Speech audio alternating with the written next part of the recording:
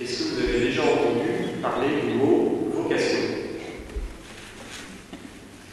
Alors en général, quand on utilise ce mot, tout de suite ça fait penser à un gros mot, quelque chose d'un peu dangereux. On a des clignotants, warning qui s'allument dans notre tête. Qu'est-ce qu'on va me demander? Sur quoi ça va tomber? Et puis on se dit, oulala, derrière ça veut dire être prêtre, religieuse, martyr, missionnaire. Je ne sais que d'autres, mais un truc un peu exceptionnel. Et pourtant, ce mot vocation, il apparaît plusieurs fois dans le texte que nous avons eu ce soir. Parce que si on le traduit, vocation, en latin, vocare, ça veut dire appeler. Et on voit que, il y a Jésus qui s'adresse, appelez-le. Et puis cette foule qui se tourne vers Bartimée et qui relève l'appel. Aie confiance, lève-toi, il t'appelle.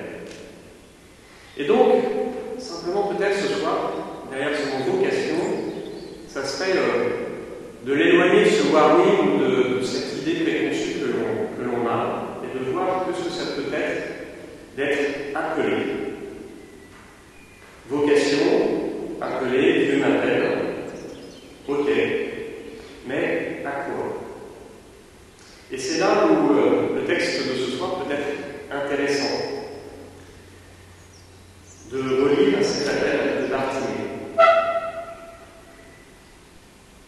La première chose, c'est que Christ appelle Bartimée, appelez-le, mais il ne l'appelle pas n'importe comment.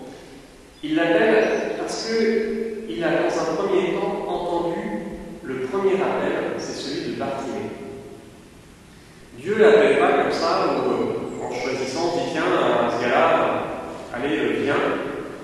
Il y en a quelques-uns dans l'évangile, mais ils sont assez rares. Souvent, avant que le Christ appelle quelqu'un, il y a déjà dans le cœur de la personne une envie, un désir, une curiosité.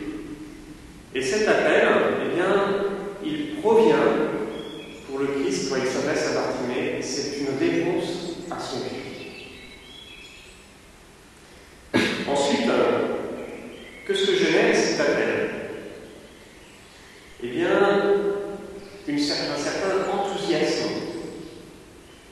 Si on regarde bien Bartimée, on peut l'imaginer tout seul dans son coin, assis sur une pierre ou par terre, regardant un peu la route, regardant par un peu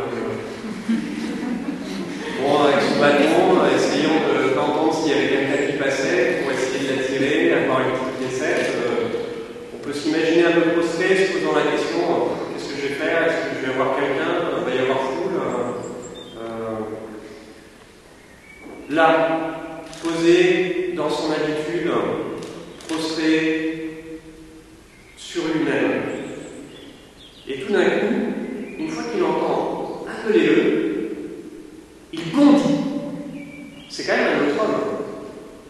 Tout d'un coup, voilà, il est assis, tout marshmallow, et voilà que, hop, il devient un homme debout. Le premier effet de l'appel, et ce que, là où Dieu nous appelle, c'est d'être des hommes et des femmes qui sont debout. Et on voit bien qu'une fois qu'il est debout, il y a un dialogue qui s'installe, qui s'instaure entre le Christ et Bartimée. Que veux-tu que je fasse pour toi? D'ailleurs, c'est étonnant. On aurait pu croire que Jésus savait déjà ce que voulait la personne. Bon, lui, il est aveugle, c'est quand même pas très compliqué de penser qu'il veut la vue. Ah, non, il demande. Il lui fait préciser ce qu'il veut. Et donc, ce dialogue devient un dialogue constructif entre le Christ et Bartimée, et qui va amener à ce que, effectivement, il puisse formuler sa demande. Je vois. Et on voit que, il va être un homme nouveau. Un homme qui est remis en relation avec la foule, avec le Christ. L'appel que Dieu nous fait, pour chacun d'entre nous, le premier effet, c'est effectivement que nous soyons des hommes et des femmes qui puissions avancer dans la vie. Et cela, il le fait à partir de notre baptême. Dans le rituel du baptême, il y a un moment où le prêtre impose les mains sur le front de l'enfant et il y a une prière avant de délivrance du mal. Cette prière-là, nous accompagne tout au long de notre vie pour que le Seigneur, à chaque fois que nous sommes dans l'épreuve, puisse venir à notre côté.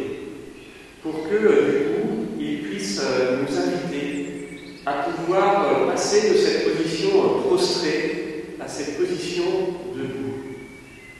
Et que, ainsi, le bonheur de Dieu, son premier appel, c'est que nous puissions, en étant des hommes et des femmes qui petit à petit nous levons, nous pouvons rentrer en relation, en discussion avec ceux qui nous entourent. Et remarquez bien qu'en fait, Bartimée, on ne sait pas trop ce qu'il devient. Simplement, il est là, il est debout et il marche. Et le texte nous dit qu'il suit. Il va suivre, il va devenir lui-même disciple. Avec, on ne sait pas trop quelle forme de disciple, simplement que les paroles du Christ vont rester dans son cœur. Ainsi, l'appel, une fois que nous sommes des hommes et des femmes debout, nous pouvons prendre avec le Seigneur notre vie entre nos mains et décider de la bâtir pour que notre vie soit tout simplement belle. Alors que dans cette envie qu'elle soit belle, nous décidions de prendre le chemin du mariage. Alors oui, on pourra parler de vocation dans ce chemin de mariage parce que je construis ma vie avec le Christ et lui m'a remis le nous. Pour certains, ce sera la vie religieuse. Pour d'autres, ça sera prêtre. Pour d'autres, ça sera peut-être missionnaire ou autre chose, tout simplement dans le monde. Et on s'aperçoit que l'enjeu, c'est simplement de pouvoir bâtir sa vie avec le Christ. Et que le Christ nous emmènera là où notre vie sera belle et où on sera des hommes et des femmes debout. Et ça, c'est un chemin qui est exaltant à prendre. Et on s'aperçoit que dans la vie chrétienne, oui, nous reconnaissons que nous avons besoin du Christ et de Jésus pour répondre à cet appel qui est dans notre cœur, ce premier cri de notre cœur, où on peut tous crier vers le Seigneur, oui, Seigneur, j'ai envie que ma vie soit belle, et j'ai envie qu'elle soit belle avec toi, parce que je sais que tu vas m'aider. Alors, n'ayons pas peur de ce mot de vocation, d'appel. On ne sait pas où ça nous mène, mais on sait que ça nous emmène vers le bonheur.